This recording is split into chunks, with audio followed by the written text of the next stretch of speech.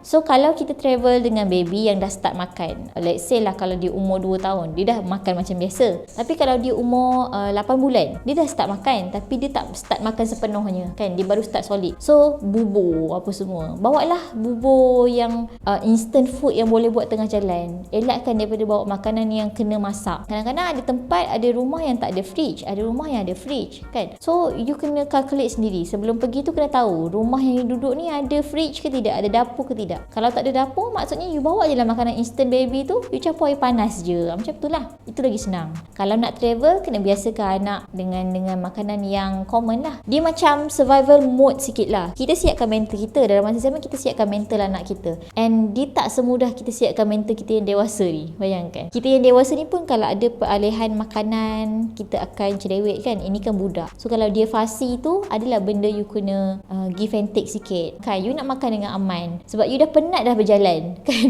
You penat lah naik subway tu, naik cari mana lift macam tu, nak menapak lagi pergi tempat you nak pergi tu. Waktu makan tu, kalau you rasa your best consideration ialah untuk buka skrin bagi dia tengok semua orang boleh makan dengan aman, you buka je lah kan. You bilas lah balik next time tu. Bila balik rumah tak payahlah tengok lagi dah macam tu. Well, Alhamdulillah anak saya makan macam saya makan. Sebab daripada kecil memang train macam tu. Apa saya makan, dia makan. Saya tak makan, dia tak makan lah.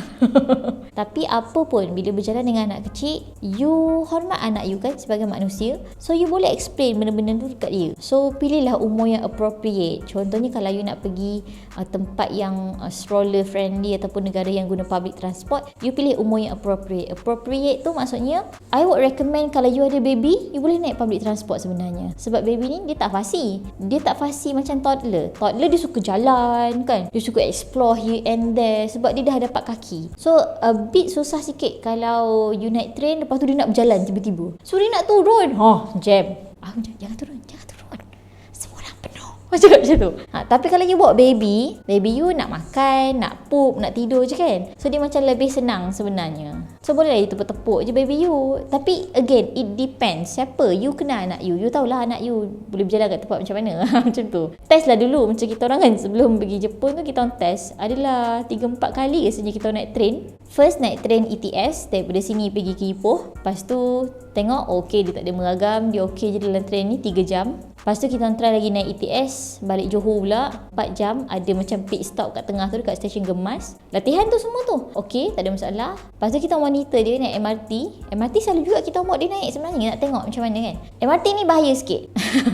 MRT ni bahaya sebab dia kan selalu buka 15 minit dia buka pintu, 15 minit dia buka pintu. Lepas tu dia bukan seater yang 2-2-2 tu, dia seater yang general, open macam tu. So dia punya tendensi untuk berlari pergi ke gerabak lain tu tinggi, dan pergi ke pintu yang terbuka tu tinggi. So you tahu anak you. Apa kalau you nak naik public transport bila you pergi travel, kita pilih yang macam bas ataupun kereta api yang ada 2 seat lah. Sebab kita boleh kepung dia dalam tu. Kan bila naik flight pun kita boleh kepung dia. Kita duduk tepi sekali, kaki kita boleh kepung dia. Tapi kalau kita naik public yang macam MRT tu kan, nak kepung macam mana? Sebab tu masa kat Jepun, kita tak turunkan dia daripada stroller ataupun kita pegang je dia. Kalau kita turun je memang hilang lah cerita dia dalam tu.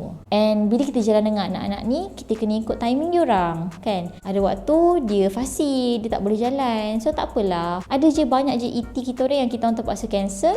Yang paling diingati ialah pakai kimono. Kan hari pertama jalan lepas Tsukiji Market tu, ingatkan nak pergi pakai kimono. Cakap dengan husband, abang kita tak pakai kimono ke? Nak pergi. Tapi Suri macam fasi kan. Dia macam, dia tak nak mak dia masuk bilik persalinan tu lama 10 minit. Biasalah. So kita orang kata tak apalah, kita cancel je lah. Macam tu. Standby lah ET-ET lain supaya kita boleh enjoy the moment. Itulah tipsnya. Selamat berjalan.